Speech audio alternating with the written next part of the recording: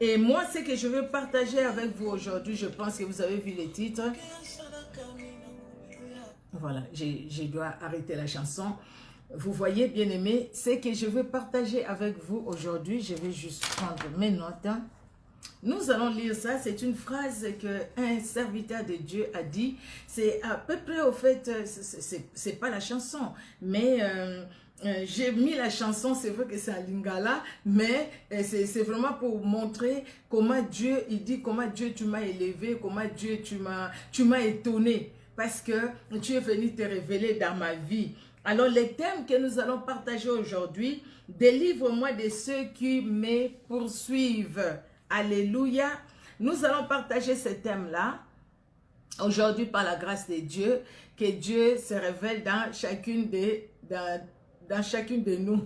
Alléluia, alléluia. Nous allons bien aimer prier. Nous allons recommander ces moments entre les mains de Dieu. Nous allons nous recommander aussi entre les mains du Seigneur. Nous allons demander au Seigneur vraiment de se révéler pendant ces temps, de nous parler, d'agir dans nos vies, parce qu'il est celui qui agit, il est Dieu au-dessus de tout, il est Seigneur. Alléluia, alléluia. Nous te louons, Seigneur, car en toi, il n'y a aucun nombre de variations. Tu es celui qui nous a gardés depuis le matin jusqu'à cette heure. Ô tendre Père, c'est vrai que chacun de nous sommes sortis, nous avions eu des courses, nous sommes allés travailler. Éternel Dieu de gloire, chacun de nous a eu quelque chose à faire. Mais dans ce que nous avions fait, Seigneur Dieu de gloire, ô Père très saint, ta main puissante a été là. Éternel, tu nous as préservé des accidents. Tu nous as préservé, Seigneur, du mal. Oui, tu nous as préservé du mal. Même des choses, Seigneur, qui pouvaient peut-être nous faire du mal au-devant de nous, mais tu nous as délivrés. Gloire à toi. Les psalmistes avaient raison de le dire. Délivre-moi de ceux qui me poursuivent. C'est toi qui vois tout. Nous ne voyons pas ce qui est derrière nous, même ce qui est devant nous. Éternel Dieu de gloire, nous voyons que ce que nos yeux physiques peuvent voir,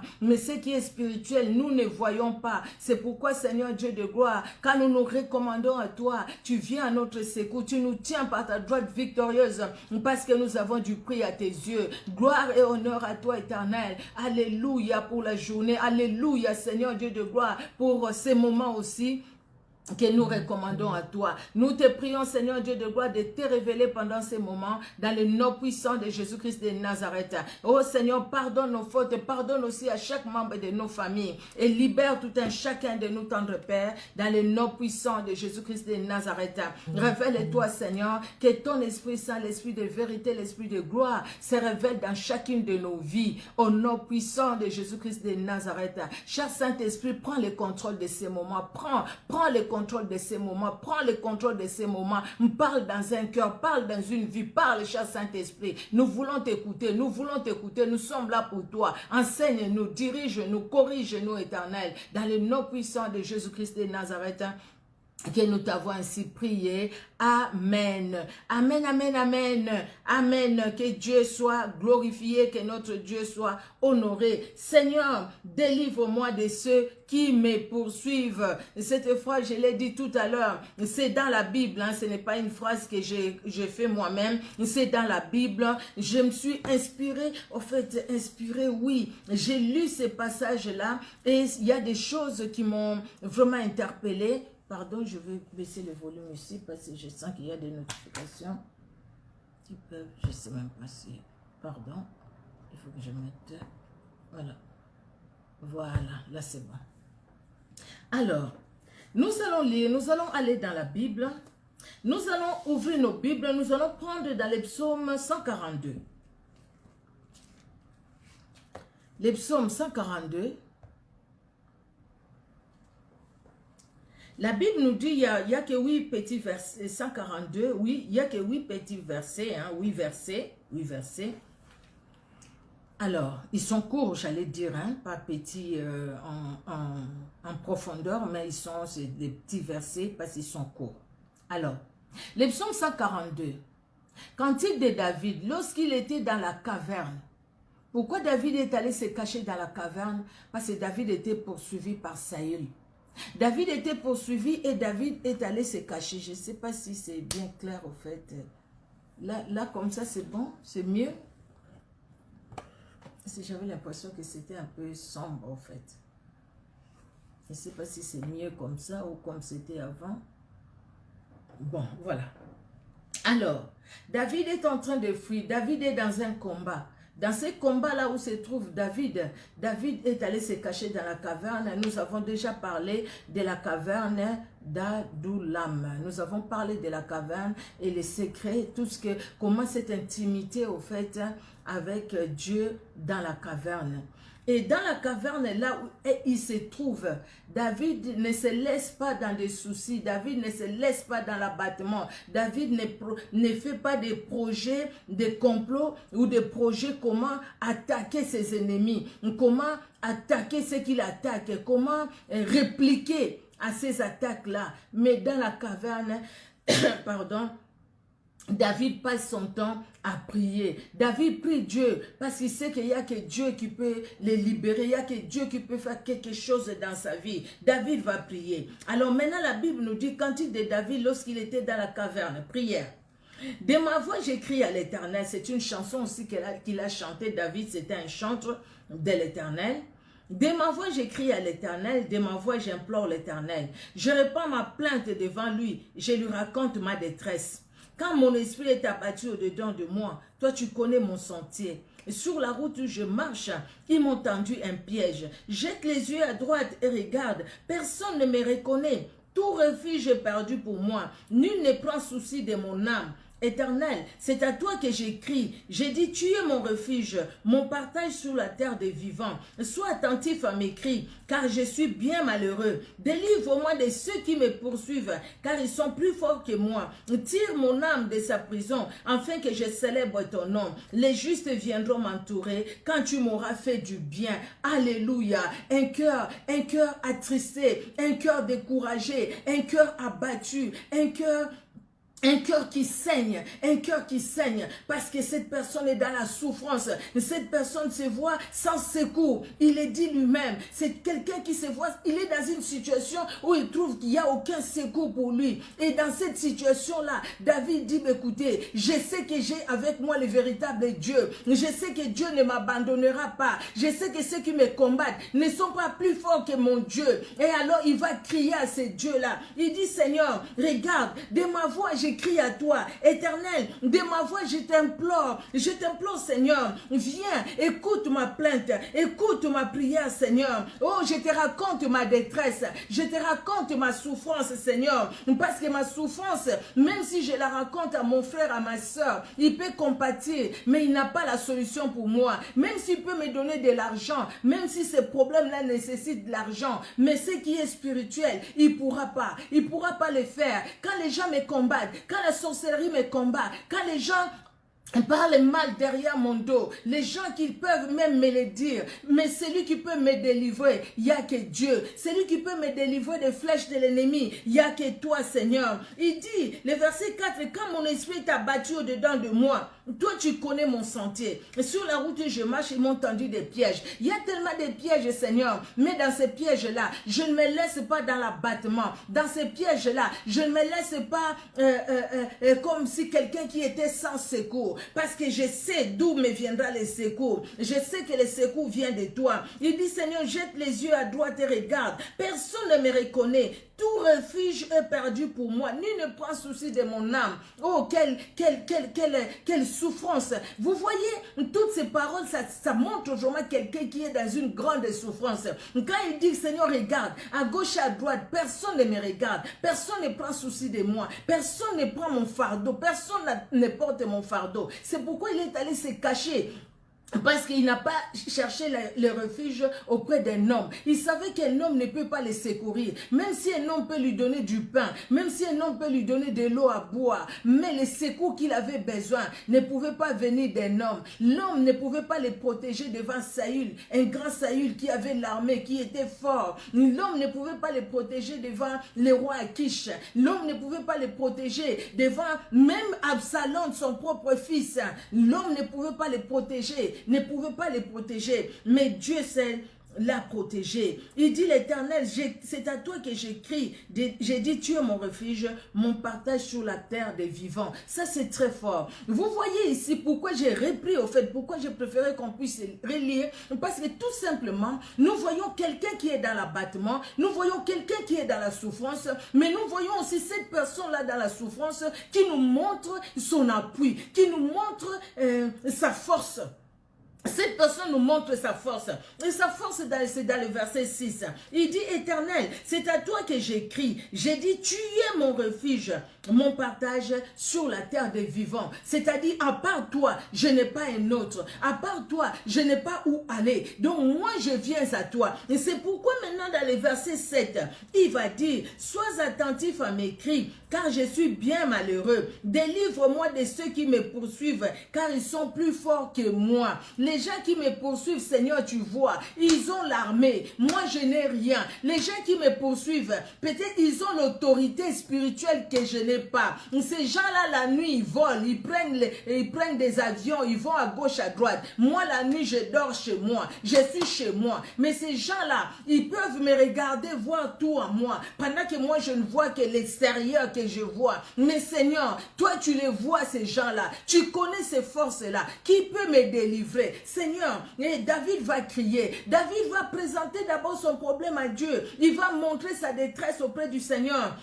David va dire aussi, mon secours c'est l'Éternel. C'est très important, bien aimé, vous allez comprendre pourquoi je l'ai dit. David va le dire, mon secours c'est à l'Éternel. Et après il va dire, Seigneur, délivre-moi de ceux qui me poursuivent, car ils sont plus forts que moi. Qui poursuivait David? David était poursuivi par Saül. Qui poursuivait David? David était poursuivi par son propre fils. Qui poursuivait David? David était poursuivi même par ceux-là qui étaient proches de lui, mais qui complotaient aussi derrière son dos. Qui te poursuivent aujourd'hui? Qui te poursuivent, bien-aimé? Les problèmes qui te poursuivent, la situation dans laquelle tu te trouves. Peut-être que tu es poursuivi par les célibats, peut-être que tu es poursuivi par la pauvreté, peut-être que tu es poursuivi par le chômage, peut-être que tu es poursuivi par les paroles des gens.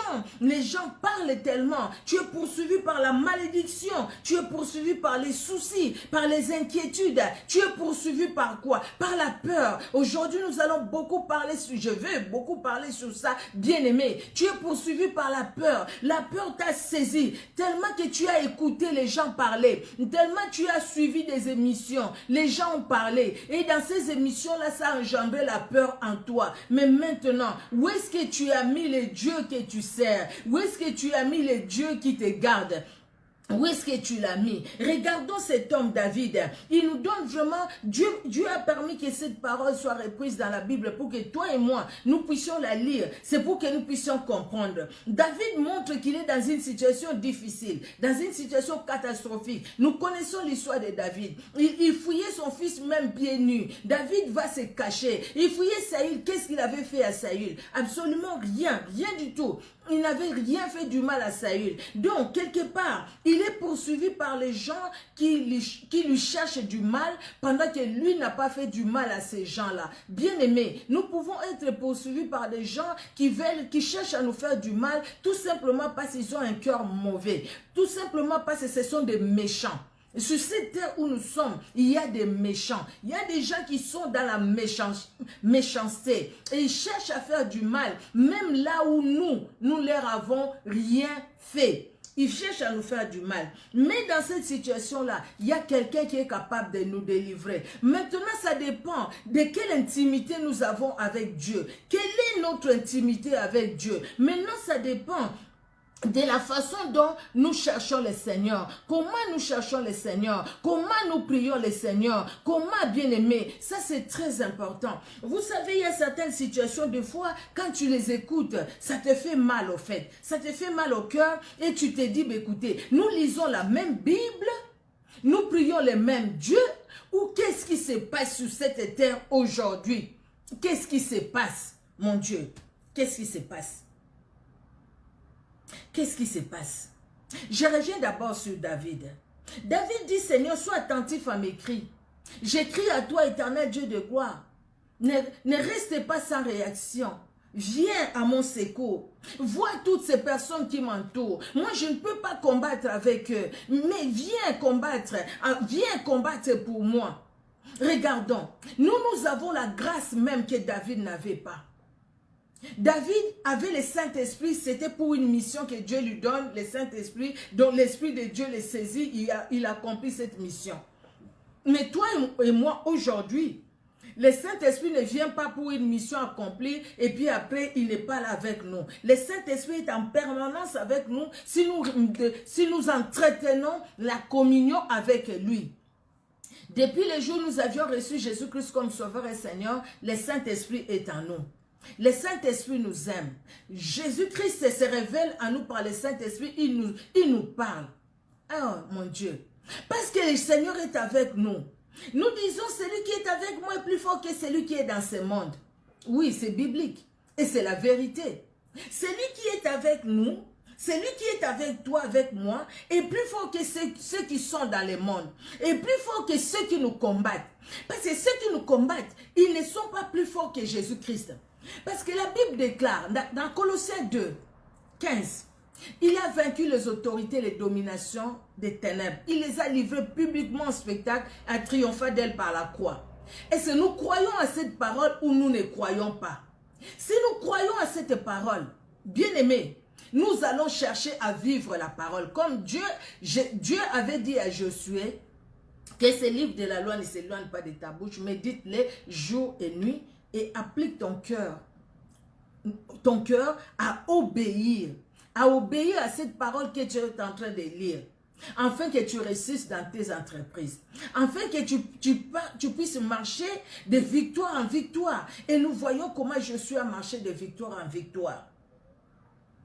Seigneur, regarde ceux qui me poursuivent.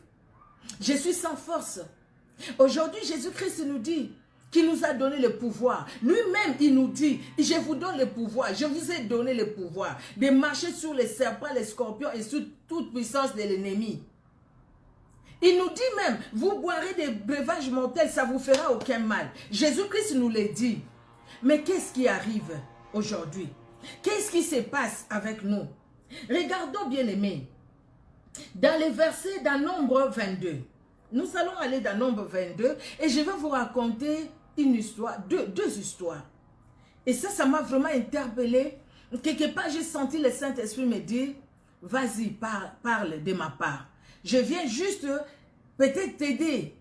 Peut-être t'aider. Des fois, nous disons, prier. Nous faisons des jeûnes. Mais devant une situation quelconque, nous ne montrons vraiment pas que nous avions passé du temps dans la prière. Ça ne se voit pas. Parce que notre façon de réagir, notre façon d'agir, ça ne prouve vraiment pas que nous avions passé du temps avec Dieu.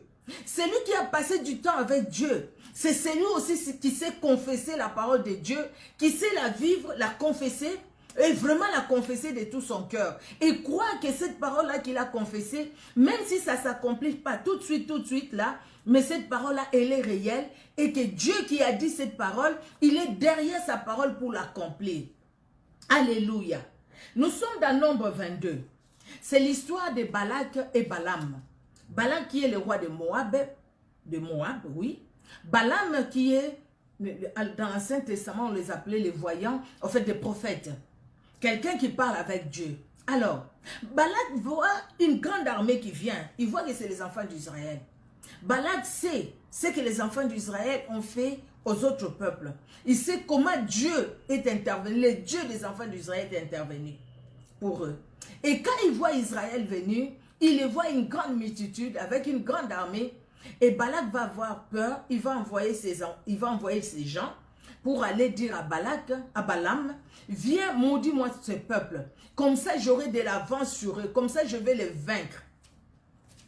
Vous voyez, nous sommes dans Nombre 22. Nombre 22, de 1 à 5. Les enfants d'Israël partirent et ils campèrent dans la plaine de Moab, au-delà du Jourdain, vis-à-vis de Jéricho. Balak, fils de Tippor, vit tout ce qu'Israël avait fait aux Amoréens. Et Moab fut très effrayé en face d'un peuple aussi nombreux. Il fut saisi de terreur en face des enfants d'Israël. Moab dit aux anciens des Madian, cette multitude va dévorer tout ce qui nous entoure, comme le bœuf broute la verdure des champs. Balak, fils de Tippor, était alors roi de Moab. Il envoya des messagers auprès de Balaam, fils de Béor, à Pétor, sur le fleuve dans les pays... Est-ce que je n'ai pas sauté? Ah non, c'est bon.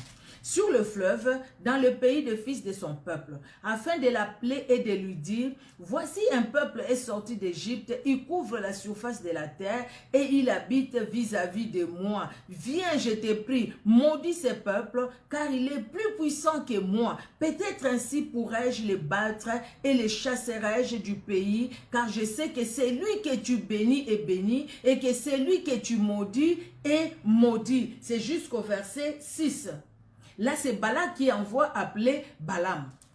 Balak cherche à maudire qui? À maudire le peuple d'Israël. Qui est le peuple d'Israël? Nous sommes dans la Bible, dans l'Ancien Testament. Le peuple d'Israël, c'est ce peuple qui est choisi par Dieu. C'est ce peuple qui est comme l'épouse du Seigneur. Le peuple d'Israël. C'est celui qui est l'épouse du Seigneur. Vous voyez, bien-aimés? D'accord? Israël, peuple du Seigneur, peuple, les enfants, un peuple choisi de Dieu. Comme toi et moi, nous sommes les choisis de Dieu, n'est-ce pas? Nous sommes les choisis de Dieu et par Jésus-Christ, Dieu a fait de nous ses enfants. Il dit maintenant, c'est comme un sorcier, un occultiste qui va chercher une coalition quelque part et puis il va dire, allons attaquer cette personne. Allez attaquer cette personne, un homme ou une femme. Mais cet homme et cette femme, c'est quelqu'un qui est dans le Seigneur. Cet homme et cette femme, c'est quelqu'un qui prie. Cet homme et cette femme, c'est quelqu'un qui cherche la face de Dieu. Ok, bien-aimés? Alors, nous continuons, nous poursuivons. Alors, j'avais mis le verset, le verset 12. Alors, Dieu est allé, Dieu est venu dire à Balaam. Dieu dit à Balaam, tu n'iras point. Parce que quand ces gens-là sont venus, après Dieu est venu voir Balaam, qu'est-ce que ces gens-là font chez toi? Parce que Balaam a demandé à ces gens-là de rester là. Lui, il va poser la question à Dieu, qu'est-ce que Dieu va lui dire? Et Dieu dit à Balaam, tu n'iras point avec eux, tu ne maudiras point ce peuple, car il est béni. Alléluia. Alléluia. Pouvons-nous réaliser cela? Nous pouvons dire, ah non, ça c'est l'Ancien Testament. C'était pour les enfants d'Israël. Ce n'est pas pour moi, ce n'est pas pour aujourd'hui. Mais si nous avons la grâce que nous avons, parce que Jésus-Christ est déjà venu sur la terre. Nous avons la grâce que nous avons, parce que le Saint-Esprit, Jésus-Christ vit en nous par le Saint-Esprit. Le Saint-Esprit est réel et le Saint-Esprit continue à agir dans nos vies. Nous avons cette grâce-là, bien-aimés. Vous voyez, donc, quand quelqu'un vient, il se réunit, il complote contre nous, le Seigneur dit, ne touche pas. N'ose pas. La personne que tu veux maudire, elle est déjà bénie. Vous voyez ce que le Saint-Esprit dit de toi et de moi? Vous voyez, bien aimé, où est-ce que nous sommes? Vous voyez ce que nous sommes? Vous voyez, bien aimé, alléluia, la grâce que nous avons, les privilèges que nous avons. Nous sommes enfants de Dieu. Nous sommes nés de nouveau. Nous appartenons à Christ. Nos vies sont cachées en Jésus-Christ, dans le lieu céleste. La Bible nous le dit. Alléluia. Alors Dieu dit à Balaam, ne va pas. Tu ne vas pas maudire ce peuple, parce que ce peuple-là est béni. Donc, quelles que soient les faiblesses de ces peuples, quelles que soient, nous connaissons l'histoire des enfants d'Israël, combien de fois ils étaient rebelles à la parole de Dieu. Mais quand ils revenaient à Dieu, Dieu revenait à eux aussi. Dieu s'est révélé aussi dans leur vie. Donc Dieu dit, écoutez, ce peuple que tu veux maudire toi là, n'ose pas. Parce que ce peuple-là est béni. Alléluia. Donc, c'est dire déjà que je suis béni de Dieu. La personne qui m'a choisi, c'est Jésus-Christ de Nazareth. Ce n'est pas un homme. Donc, moi, tel que je suis là, je suis une bénie de l'Éternel. C'est pourquoi même les poisons ne pouvaient pas agir. Parce que le béni de l'Éternel que je suis, Dieu voit. Moi, je ne veux pas aller dire aux gens, donnez-moi ces poisons-là, je veux boire. Vous allez voir, je ne vais pas mourir. Parce que la Bible dit, non, là, tu vas mourir. Là, tu vas mourir si tu oses ça. Mais Tu arrives quelque part, on t'a empoisonné, tu peux boire ça et puis ne pas mourir. Pourquoi? Parce que tu es béni de l'Éternel. La main de l'Éternel est sur toi. Dieu va anéantir même l'effet de ces poisons parce qu'il est Dieu. Alléluia. Alors, les versets, et puis Balaam est allé, les gens là sont encore revenus, Balak a promis beaucoup de bien à Balaam, beaucoup de bien, et Balaam va encore dire, attendez, je vais demander à Dieu, et Dieu lui dit, vas-y, mais ne dis pas autre chose que ce que je te dirai. Et puis il est arrivé là-bas, Balak a tout fait pour qu'il maudisse les enfants d'Israël, il ne les a pas maudits. Mais écoutez maintenant ce qu'il dit dans le chapitre 23. Vous pouvez lire le chapitre 22. C'est vraiment, c'est édifiant en fait. Dans le chapitre 23, des Nombres toujours, Nombre 23, chapitre 23, les versets 19 à 23, la Bible nous dit, je vais lire, Dieu n'est point un homme pour mentir, ni fils d'un homme pour se repentir. Ce qu'il a dit, ne le fera-t-il pas? Là, c'est Balaam qui parle à Balak. Ce qu'il a déclaré, ne l'exécutera-t-il pas? Voici, j'ai reçu l'ordre de bénir. Il a béni. Je ne le révoquerai point. Alléluia. Il n'aperçoit point d'iniquité en Jacob. Il ne voit point d'injustice en Israël. L'Éternel, son Dieu, est avec lui. Il est son roi, l'objet de son allégresse. Alléluia. Dieu les a fait sortir d'Égypte. Il est pour eux comme la vigueur du buffle. L'enchantement ne peut rien contre Jacob, ni la divination contre Israël. Au temps marqué, il sera dit à Jacob et à Israël, quelle est l'œuvre de Dieu. L'enchantement ne peut rien contre Jacob, ni la divination contre Israël. Jacob qui est le peuple de Dieu. Jacob qui est choisi de Dieu. Israël, c'est lui Jacob. Israël qui est ce peuple que Dieu choisit.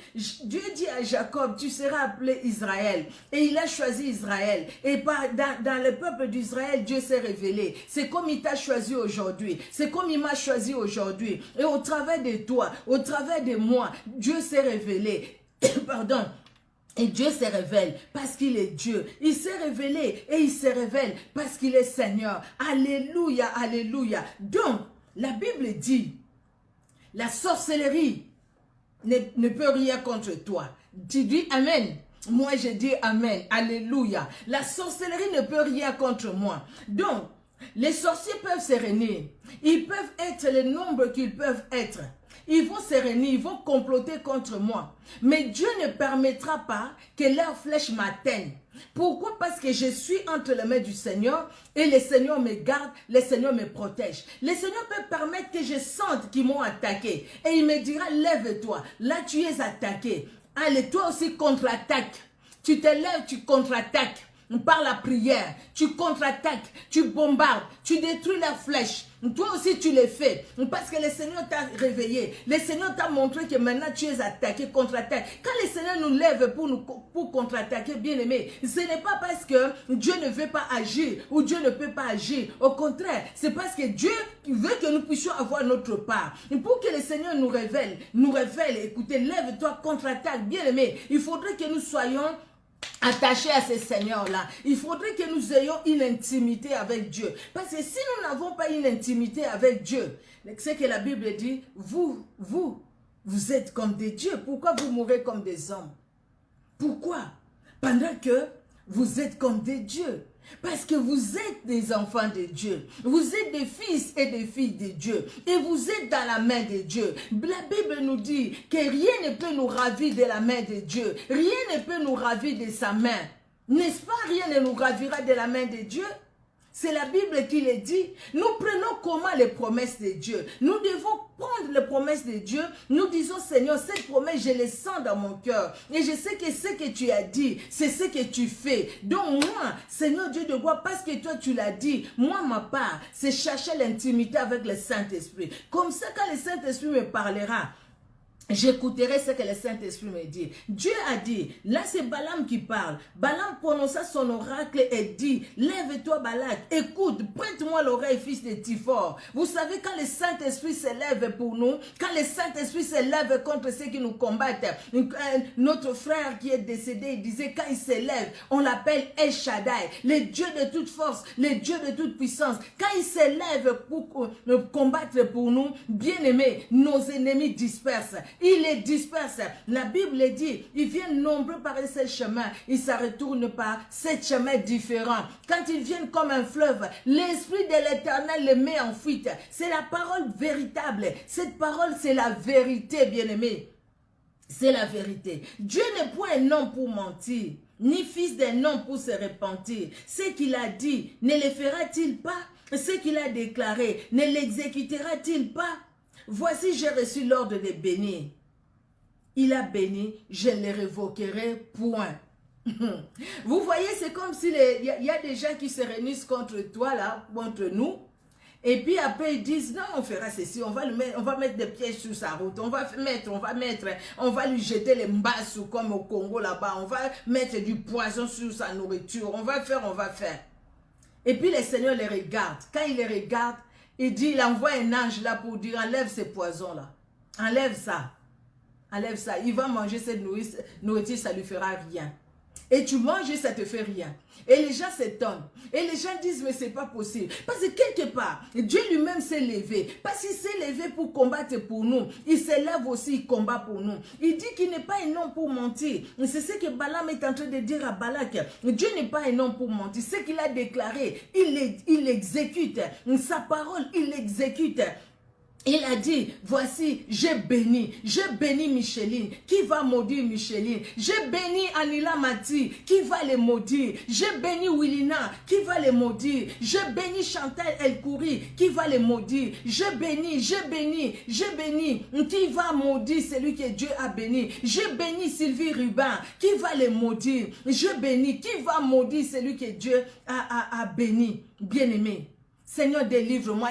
J'ai béni Abigail Conan. Qui va les maudire? Personne. Bien-aimé, vous savez, quand nous disons ces choses, nous devons les vivre. Parce que si nous les vivons, nous allons les voir aussi comment Dieu va nous défendre, comment Dieu va intervenir, comment Dieu va prendre de nous. Il va prendre notre combat, deviendra son combat. Il a béni Marilyn, qui va les maudire. La Bible le dit, bien-aimé. Il a béni Bénédicte Aurore, qui va les bénir, qui va les maudire. La Bible dit, moi c'est ma bonne délit, Dieu est béni, qui va les maudire. La Bible dit, bien-aimé, ce que Dieu dit, c'est la vérité. Et voilà cette parole. Il dit, écoutez, l'enchantement ne peut rien. Il dit, mais Dieu dit même, je ne vois même pas d'iniquité dans Jacob. Je ne vois pas. Donc, quelque part, quand Dieu nous regarde, quand nous avons demandé pardon, même quand le diable va pour nous accuser, le Seigneur dit, tu parles de quoi là?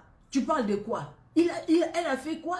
Moi, je ne vois rien là. Parce que nous, on est purifiés, lavés par le sang puissant de Jésus. L'ennemi cherche toujours à nous mettre dans la culpabilité. Il faut vraiment se débarrasser de la culpabilité. Il faut se débarrasser de la culpabilité parce que ça nous retourne en arrière. Alléluia. L'enchantement ne peut rien contre Israël. La sorcellerie ne peut rien contre. La divination ne peut rien contre toi et moi. Nous les disons, nous les déclarons. Les poisons ne peuvent rien contre toi et moi. Nous les disons, nous les déclarons. Il y a certaines choses, tous les complots ne pourront rien contre nous. Même si le Seigneur permet que nous puissions les sentir. Nous sentons les combats. Hein? Nous sentons que je suis attaqué. Tu sens vraiment que tu es attaqué. Mais le Seigneur permet que nous puissions les sentir parce qu'il a déjà remporté la victoire. Notre combat est en différé. N'est-ce pas, bien-aimé? La Bible c'est la vérité. Regardez ce que la Bible nous dit dans Ésaïe 43, un passage que nous connaissons. Ésaïe 43. Non, je suis allé un peu plus loin. Excusez-moi, j'avais enlevé déjà ma feuille là. Ésaïe 43, le verset 4. La Bible nous dit, 43, 4. Parce que tu as du prix à mes yeux, parce que tu es honoré et que je t'aime, je donne des hommes à ta place et de peuple pour ta vie.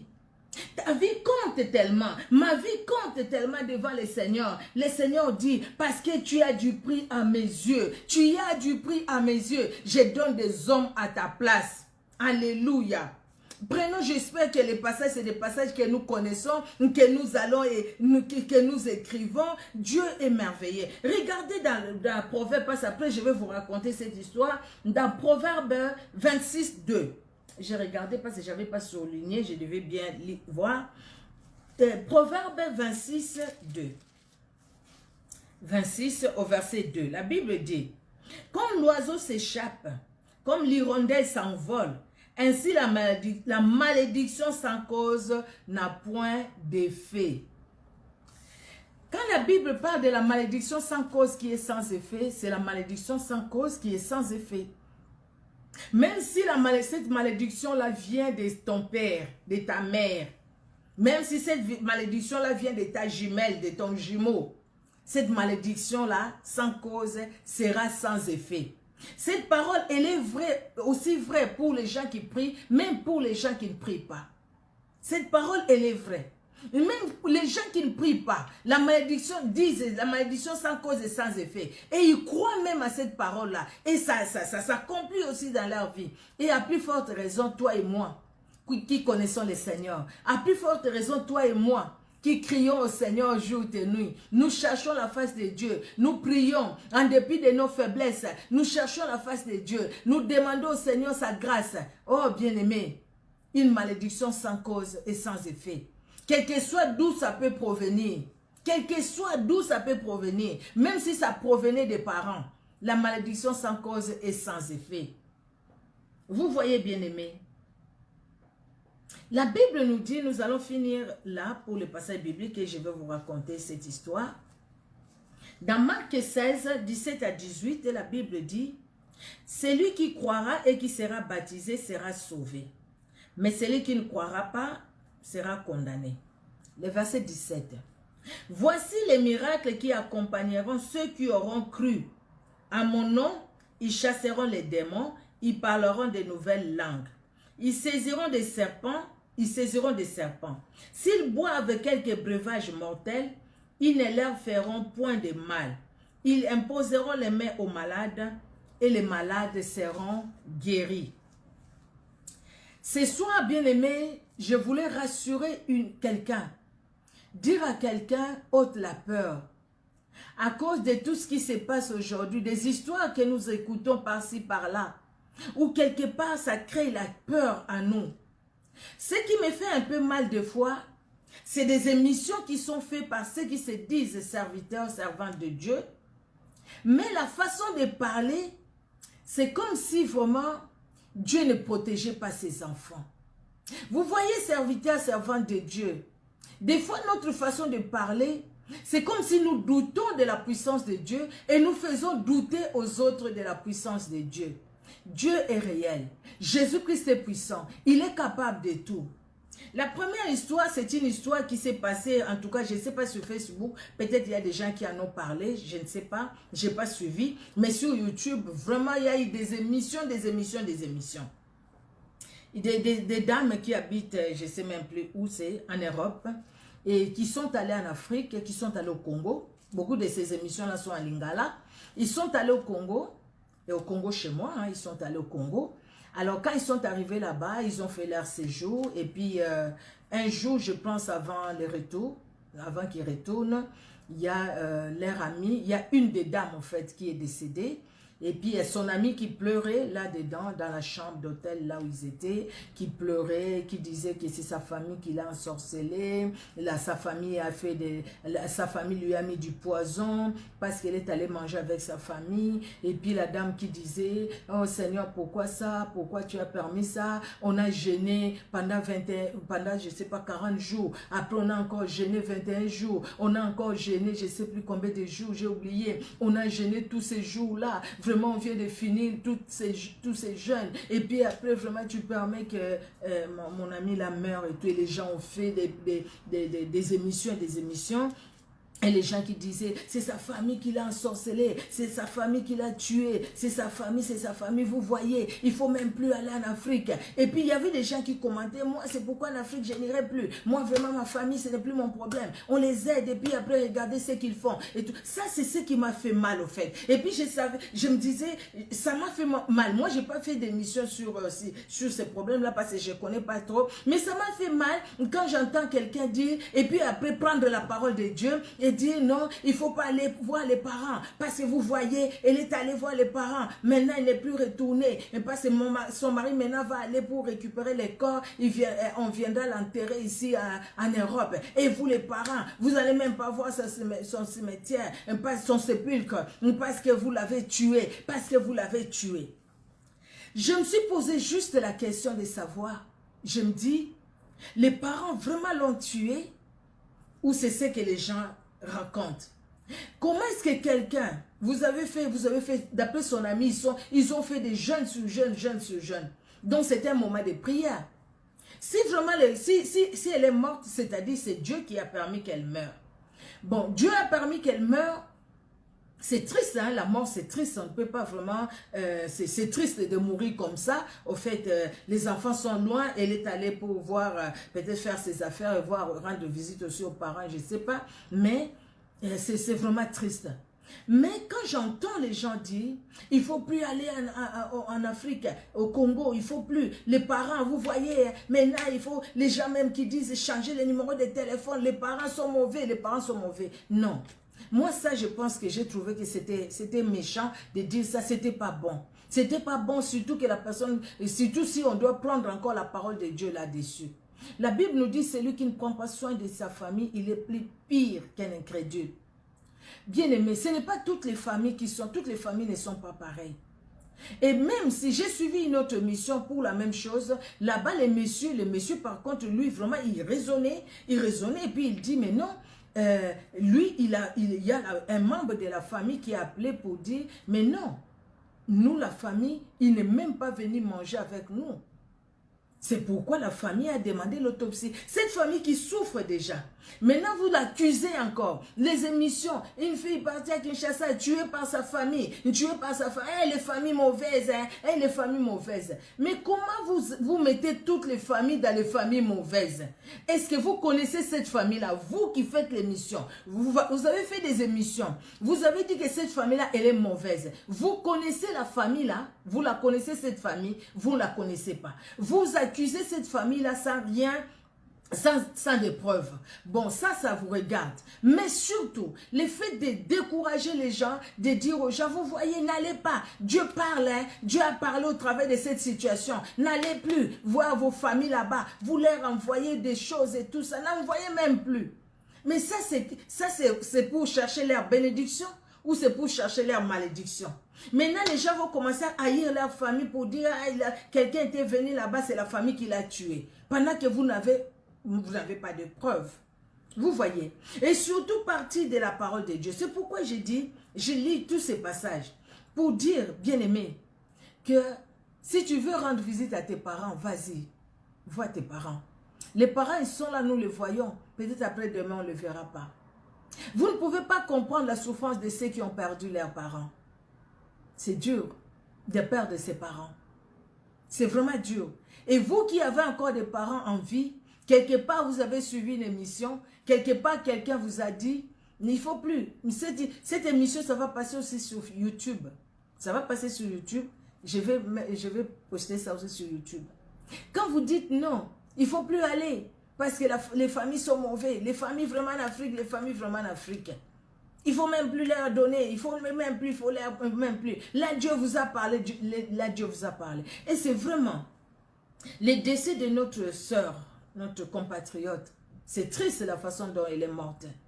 Est-ce que nous n'avons pas de leçons à tirer par rapport à notre vie aussi? C'est demander comment est-ce que quelqu'un qui est resté pendant beaucoup de jours dans les jeûnes et prières peut être empoisonné, mourir du poison, ou peut être ensorcelé et mourir de la sorcellerie, mourir par la sorcellerie. C'est le fait de ces jeûnes ou qu'est-ce qui s'est passé? Bon, peut-être plus tard, on saura la vérité, comme il y a l'autopsie qui va se faire. que Dieu permettra qu'on sache la vérité. Merci Seigneur, ou les personnes qui les sauront, après ils vont en parler sur les réseaux sociaux, peut-être, surtout YouTube. Beaucoup de gens ont fait des émissions sur ça. Je pense qu'ils vont revenir, ils vont faire encore des émissions. Je pense que nous devons réfléchir surtout. La Bible nous dit que le cœur des sages est dans le lieu de deuil. Parce que c'est là où la fin de toute chose, la fin de toute personne, c'est là où les sages réfléchissent. Les sages se disent, regarde comment notre compatriote est décédé. Mais si ça m'arrivait moi, c'était brusque. Elle se préparait pour revenir. C'est dur. Les enfants sont restés loin, son mari aussi. Mais comment est-ce que quelqu'un qui était dans la prière, avec tout ce que son ami raconte, le nombre de temps de prière qui sont partis, est-ce que c'est la prière qu'elle devait vraiment rester pendant longtemps dans la prière? Est-ce qu'elle avait des problèmes de santé avant ou pas? Et tout ça aussi. Mais généralement, nous, surtout nous au Congo, parce que les gens qui ont fait ces émissions-là, c'est plus les Congolais, parce que beaucoup se fait en Lingala. Généralement, on voit tout de suite la sorcellerie. Alors, quand on voit tout de suite la sorcellerie, je me pose encore la question, et je vous la pose, la question, mais qu'est-ce que Dieu fait alors pour nous? Ou qu'est-ce que la croix nous sert de quoi aujourd'hui? Parce que la sorcellerie tue quand elle veut tuer. La sorcellerie tue quand elle veut tuer, elle tue. Mais qu'est-ce que la croix fait aujourd'hui? C'est-à-dire que l'œuvre de Golgotha, ça vaut vraiment rien. Jésus-Christ ne nous garde pas. Jésus-Christ ne nous protège pas. La Bible dit, Balaam le dit à Balak, l'enchantement ne peut rien contre Israël. La divination ne peut rien contre Jacob. Et Balaam dit à Balak, celui que Dieu a béni, personne ne peut le maudire. Dieu lui-même dit à Balaam, tu n'iras pas, tu ne maudiras pas ce peuple parce qu'il est béni. N'est-ce pas que toi et moi, les jours où nous avions reçu Jésus-Christ comme Sauveur et Seigneur, nous avons été bénis et nous sommes bénis? Maintenant, dans notre marche, nous perfectionnons notre marche avec Dieu pour continuer, pour entretenir la communion, pour ne pas nous écarter de la voie de Dieu. Parce que nous avons la chair, nous pouvons nous écarter, mais pour ne pas nous écarter. Bien-aimés, qu'est-ce qui peut vous dire que parce que cette personne-là pleure, c'est que cette personne-là est clean?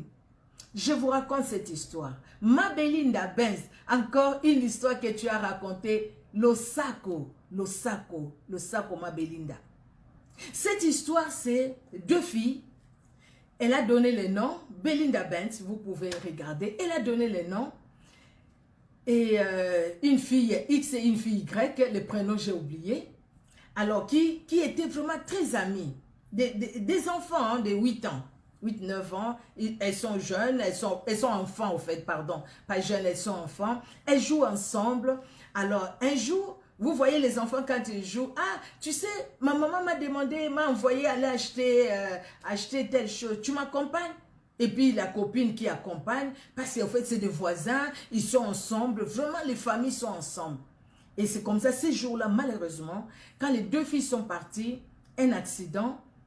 Et la fille qui a appelé la fille, la première, celle dont la maman a envoyé, elle s'est retrouvée à l'hôpital et puis elle va sortir de l'hôpital. Et l'autre fille, en fait sa copine qu'elle a appelée, vient m'accompagner. Elle, par contre, elle va trouver la mort sur place. Et puis les deux familles, bon voilà, ils ont pleuré l'enfant. C'est des enfants, ils n'ont que 8, 9 ans. C'est des enfants dont personne ne les a poussés. Les deux, ils ont fait l'accident, mais voilà, il y a une qui est en vie et l'autre qui est décédée. C'est la vie. Elle est restée au pays et puis bon, elle a grandi. Après, ben, elle se retrouve en Europe. Elle est mariée avec quelqu'un, le monsieur, c'est un Français qui a des moyens. Et puis, elle a fait venir les membres de sa famille et tout ça. Et entre-temps, les deux familles sont restées au même endroit. Ils n'ont pas changé de maison. Vraiment, ils ont grandi ensemble. Ils sont dans le même quartier. Ils sont toujours voisins aussi. Et ils s'entendent bien. Il n'y a aucun souci. Hein. Cette histoire-là a été oubliée. Alors, dans la famille où la fille était morte, il y a la grande sœur qui va avoir vraiment la chance de venir en Europe. Elle se retrouve en Europe. En se retrouvant en Europe, un jour, pendant qu'elle était en train de chercher du travail, elle va toquer par-ci, par-là, Et puis, elle va quelque part dans une maison de retraite pour laisser son CV et tout. Et puis, elle aperçoit quelqu'un qui arrive. Elle dit, mais écoutez, ça doit être elle, ça doit être elle. Donc, la fille qui a survécu à l'accident, ça doit être elle, ça doit être elle. Et puis, elle appelle, ah, qu'est-ce que tu es venu faire ici? Ah non, moi je travaille ici. Et puis, la maison de retraite, c'est à mon mari, au fait. C'est son mari, le mari de cette fille-là, qui a survécu à l'accident, qui est le responsable. Ils avaient d'autres maisons de retraite aussi. Alors, il dit, bien, moi, je cherche du travail. Et vraiment, vraiment, vraiment. Regarde, je suis venu même déposer mon dossier. Bon, tu as déposé là-bas. Ok, je vais m'en occuper. La fille a tout fait. Au fait, elle a présenté, elle a soutenu les dossiers et tout ça. Et puis, ils vont la prendre. Elle appelle Yaya, grande sœur, comme nous au Congo. Vous voyez, nous, c'est la grande sœur, la petite sœur, vraiment dans le même quartier. C'est des grands frères et des grandes sœurs. Alors, grande sœur, chaque fois quand elle vient, vraiment, tout ça, ils étaient bien. Mais entre-temps, elle, la grande sœur, qui est leur grande sœur, quand elle voit cette fille-là, elle pense toujours à sa petite sœur qui est décédée. Des fois, elle pleure, elle lui dit, mais pourquoi tu pleures, grande sœur? Ah non, non, non, non, non, non, juste, il y a des émotions et tout ça s'est passé. Et puis, ce qui était grave, c'est que cette grande sœur-là, elle voulait assez que cette fille, comme c'est par elle que sa petite sœur est décédée, parce que c'est elle qui a appelé sa petite sœur les jours où elle est décédée pour l'accompagner. Donc cette fille dit, écoutez, comme elle est bien ici, elle a beaucoup de moyens, son mari est riche, donc il faudrait qu'elle fasse venir les membres de ma famille, donc la famille de cette grande sœur-là, vous comprenez, hein, de l'enfant qui était décédé, à cause de leur fille qui était décédée, parce que c'est elle qui l'a amené, qui lui a demandé de l'accompagner. Donc, elle devrait maintenant faire venir tous les membres de sa famille ici en Europe, comme elle a fait venir sa propre famille. Mais sauf qu'elle ne lui disait pas. Alors, une fois, elle va aller au pays, elle retourne au pays, juste en vacances, hein. Mais elle va là-bas, c'était toujours pour dire, ah, vous ne savez pas, elle est devenue riche, son mari est riche, ils ont ceci. Et quand tu vois sa maison, quand tu vois. Elle est allée quelque part là, on va lui donner des choses là en poussière, un peu de fétiches, hein, si je peux dire ça, mais c'était en poussière. Alors, on lui dit, si tu veux que son cœur s'attache à vous, pourquoi? Comme ça, elle va commencer à dépenser, ça compter. Alors, tu vas prendre cette poussière, mais il faut ouvrir cette poussière-là quand vous êtes que vous deux. Il faut qu'elle aspire la poussière. Quand elle va aspirer la poussière, alors tu vas voir. Tu vas voir. Et puis, elle est revenue en Europe, elle a continué son travail, et à un moment, elle commençait tellement à raconter même les choses passées. Aux gens là, elle pleurait. Elle disait à tout le monde, c'est ma petite soeur. Elle était sortie avec ma petite soeur. Et puis ma petite soeur est décédée. Elle est restée. Elle a eu vraiment la chance. Mais vraiment, c'est ma petite soeur. Et tout ça. Elle, la fille, elle a tout fait au fait pour la changer au fait des maisons de retraite. Comme ils avaient une autre maison de retraite, alors elle a demandé à si elle peut aller de l'autre côté, mais elle a utilisé vraiment les stratégies juste pour dire que non, pour l'instant ici, il n'y a pas vraiment de besoins, mais dans l'autre maison de retraite, il y a des besoins, si tu peux aller travailler là-bas. Elle travaillait là-bas, mais elle revenait toujours voir les collègues, elle venait deux fois, et puis quand elle les voyait, donc, les gens la connaissaient tout au fait de la famille. Tout ce qui s'est passé au Congo là-bas, tout, ils connaissaient. Cette fois-là, elle revient.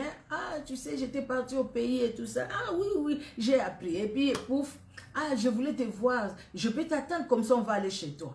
Elle a dit, ok, il n'y a pas de problème. Et puis, elle a attendu. Pour elle, elle avait un grand cœur. Pour elle, c'est vraiment une grande sœur. Elle ne peut pas me faire du mal. Ils sont allés chez elle. Et la grande sœur va ouvrir son sac. En ouvrant son sac, au fait, elle a fait dégager cette poussière-là, comme on lui a demandé de faire.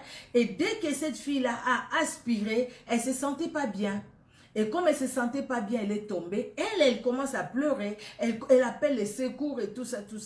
Et puis, la fille, elle appelle même le mari de cette dame-là, qui était tombée. On l'amène à l'hôpital. À l'hôpital, ils ont fait des analyses, tout ça. Ils ont trouvé qu'elle était empoisonnée.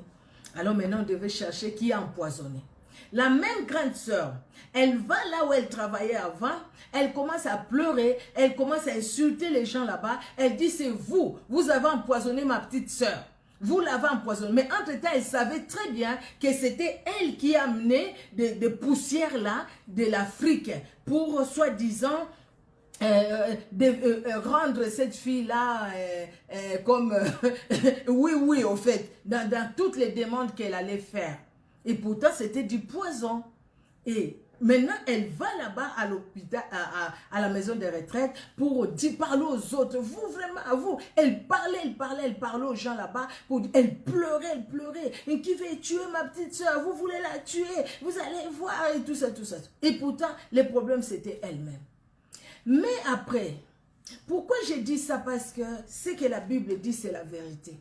Si nous sommes attachés au Seigneur, cette fille-là n'est pas décédée, elle n'est pas morte du poison. Dieu l'a préservée. Vous boirez même des breuvages mortels, ça ne vous fera aucun mal. La Bible le dit. Dieu l'a protégée aussi parce qu'elle avait un bon cœur. Elle voulait vraiment l'aider en tant que grande sœur. Elle avait un bon cœur. Mais cette fille-là, la grande sœur-là, aujourd'hui, c'est quelqu'un qui marche avec des sacs. Elle est devenue comme folle. Elle est retournée à un moment, elle ne se sentait pas bien. Elle ne se sentait pas bien la tête. Elle voyait des gens, elle ne dormait pas bien. La nuit, elle était toujours entourée des gens. Elle est retournée là où on lui a donné ces histoires-là.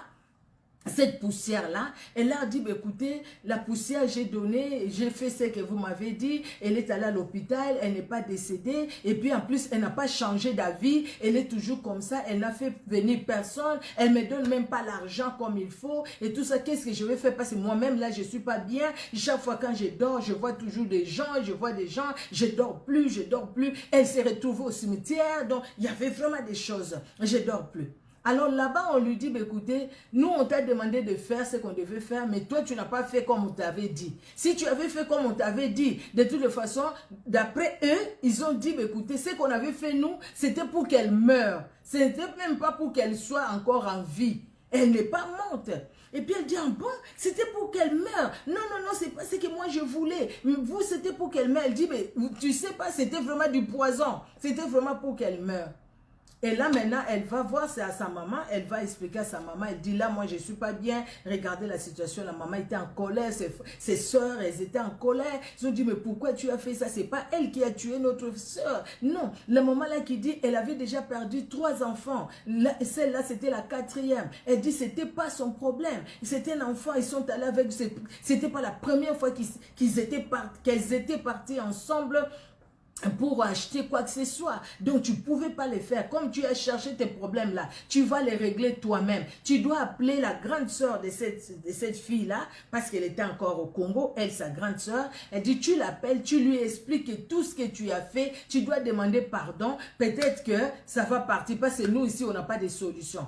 Ils sont allés à l'église là où ils priaient eux. Même là-bas, les pasteurs ont prié pour elle. Ils ont dit, bah, écoutez, il faut que tu demandes pardon parce que là, on ne sait pas ce qu'on peut faire. On va prier, mais le Seigneur lui-même qui va intervenir. Et elle va appeler la grande sœur de cette fille-là pour lui dire, voilà ce que j'avais fait pour ta sœur, voilà. Mais voilà, maintenant les choses se sont retournées contre moi-même. Donc les choses se sont retournées contre cette dame-là. Elle est retournée ici en France, mais depuis, sa tête ne tourne plus bien. C'est quelqu'un maintenant qui se promène comme vraiment une folle avec des sacs, plein de sacs. Elle s'habille, je ne sais pas comment là. Donc même le travail, elle ne peut plus travailler parce qu'elle n'est plus vraiment dans son bon sens.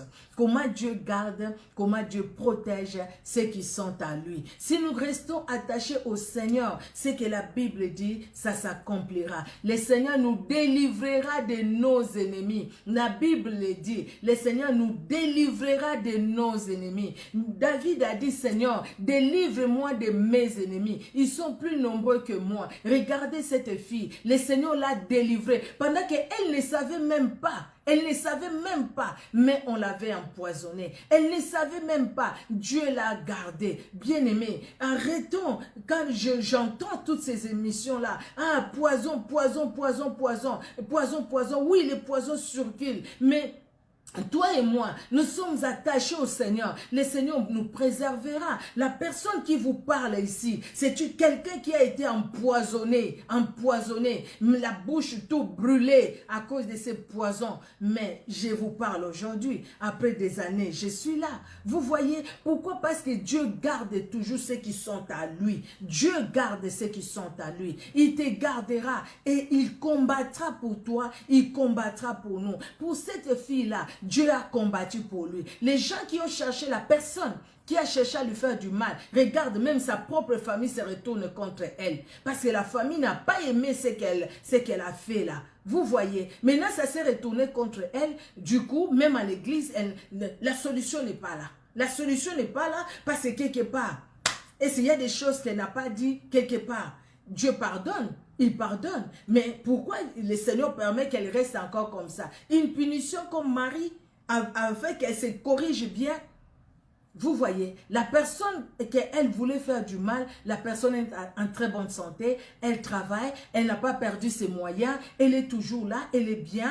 Vous voyez, maintenant, elle qui a cherché à faire du mal, c'est elle qui a eu des problèmes et qui a des sérieux problèmes maintenant au niveau spirituel, des sérieux problèmes spirituels aujourd'hui. Les gens vous feront du mal, les gens chercheront à nous faire du mal, mais nous avons celui qui nous garde et qui nous protège. David a su se confier à cette personne-là. C'est pourquoi David a dit, il a dit, le verset 6, il a dit, l'Éternel, c'est à toi que j'écris, le psaume 142, verset 6, Éternel, c'est à toi que j'écris, j'ai dit, tu es mon refuge, mon partage sur la terre des vivants.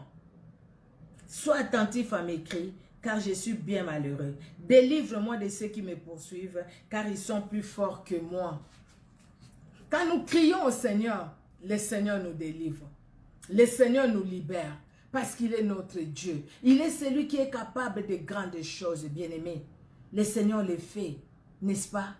Mais pourquoi ne pas crier au Seigneur au lieu d'entretenir la peur? D'entretenir la peur. Ah, je ne veux plus rester en contact avec ma famille. Tu te trompes, tu te bloques. Ah, je ne peux plus aider ma famille. Tu te trompes, tu te bloques. Confie-toi au Seigneur. Que Jésus-Christ soit le seul refuge. Ainsi, il dira, lui-même, il s'élèvera et il dira, hé toi, arrête. Elle est bénie. Personne ne la maudira. Amen, amen. Que Dieu dise cela de nous, bien-aimés. Qu'il le dise de toi et de moi. Quand l'ennemi va s'élever, quand ils s'élèveront, ces sorciers, ces occultistes, pour nous faire du mal, que le Seigneur s'élève pour dire, arrêtez, elle est bénie. Il est béni. Personne ne la maudira. Personne. Parce que celui qui nous a bénis, c'est celui qui a créé les cieux et la terre. C'est celui qui a vaincu les principautés et les autorités. C'est celui qui a vaincu la sorcellerie et la haine, même la méchanceté de gens. Les gens méchants, ils sont sorciers. C'est la sorcellerie. La méchanceté, c'est la sorcellerie. Et dans cette méchanceté, parce que Dieu a vaincu la sorcellerie, donc il a vaincu aussi l'effet de la méchanceté sur nous. Ceux qui ont été méchants envers Daniel, Dieu a montré qu'il était Dieu. Il les a vaincus. Envers Shadrach, Meshach, Abednego, Dieu s'est révélé. Envers Pierre, envers Paul, Dieu s'est révélé. Pourquoi pas aujourd'hui, ceux qui sont méchants envers toi, envers moi, que Dieu ne se révèle pas. Dieu se révèle et il se révélera. Alléluia. Gloire à Jésus. Merci Seigneur Jésus-Christ. Nous allons prier, bien-aimés, que Dieu puisse nous aider. Restons attachés au Seigneur et disons, Seigneur, Seigneur, moi je n'arrive pas, délivre-moi de mes ennemis. Délivre-moi, Seigneur. Délivre-moi, éternel Dieu de gloire. Délivre-moi de ceux qui me persécutent. Délivre-moi, Seigneur Dieu de gloire, de ceux qui me poursuivent, car ils sont plus forts que moi. Ils me voient, moi je ne les vois pas, mais toi tu les vois. Toi tu les vois, Seigneur, parce que toi tu les vois, c'est spirituel. Tu les vois, moi je ne les vois pas. Il n'y a que toi qui peux combattre pour moi. Il n'y a que toi qui peux me donner ta victoire. Et j'ai besoin de ta victoire. Regarde, ils sont nombreux ceux qui me poursuivent. Mais toi, Seigneur Dieu de gloire, mets une limite. Mais Seigneur Dieu de gloire, une limite limites qu'ils ne peuvent pas franchir. Mais ils limitent, Seigneur. Tu l'as fait pour Israël. Quand les Égyptiens étaient derrière Israël, tu as empêché aux Égyptiens de pouvoir s'approcher des enfants d'Israël. Tu l'as fait. Seigneur, aujourd'hui, tu le fais encore. Tu le fais pour mon frère, pour ma soeur. Tu le fais aussi pour moi. Oui, tu le fais, Seigneur. Tu le fais, mon Dieu. Tu le fais, mon roi. Révèle-toi, Seigneur. Agis, Éternel. Comme David, nous disons, Seigneur Dieu de gloire, délivre-moi de ceux qui me poursuivent, car ils sont plus forts que moi. Tu es ma force. Tu es ma forteresse. Tu es mon appui. Tu es mon assurance. Gloire à toi. Le psalmiste a dit, Éternel, c'est à toi que j'écris. C'est à toi que nous crions. C'est à toi, Seigneur, que nous élevons nos prières. Nous disons, tout un chacun de nous, nous disons, tu es mon refuge, mon partage sur la terre des vivants. Sois loué, sois glorifié, Éternel, dans le nom puissant de Jésus-Christ, que nous t'avons ainsi prié. Amen. Amen, amen, amen, amen. Que Dieu bénisse tout un chacun, que Dieu vous bénisse. Soyez richement bénis, soyez richement bénis, soyez richement bénis, bien-aimés. Continuez à partager la vidéo si vous pouvez le faire. Mais écoutez, ça fera pas du mal. Au contraire, ça peut aider une personne. Juste l'assurance que nous devons avoir au Seigneur. Ayons cette assurance. Dieu ne ment pas. Il n'est pas un homme pour mentir. Balaam même l'a répété. Il n'est pas un fils d'homme pour se repentir. Ce qu'il a dit, il accomplit. Dieu ne ment pas. Tu es une bénie de l'Éternel. Tu es un béni de l'Éternel, mon frère. Je suis une bénie de l'Éternel. Un frère a chanté chez moi. Motindami asimbi elaka kufarate. Tikino oyo nzamba lobi kokokisa makati na ye. Le fils de la promesse, la fille de la promesse ne meurt jamais. Jusqu'à ce que les promesses que Dieu a préparées pour lui, les promesses de Dieu pour lui ou pour elle, s'accomplissent. N'empêchons pas à ces promesses-là de s'accomplir. Au contraire, vivons la communion avec Dieu et que toutes ces promesses-là s'accomplissent dans nos vies. Amen, amen. Soyez richement bénis. Au revoir.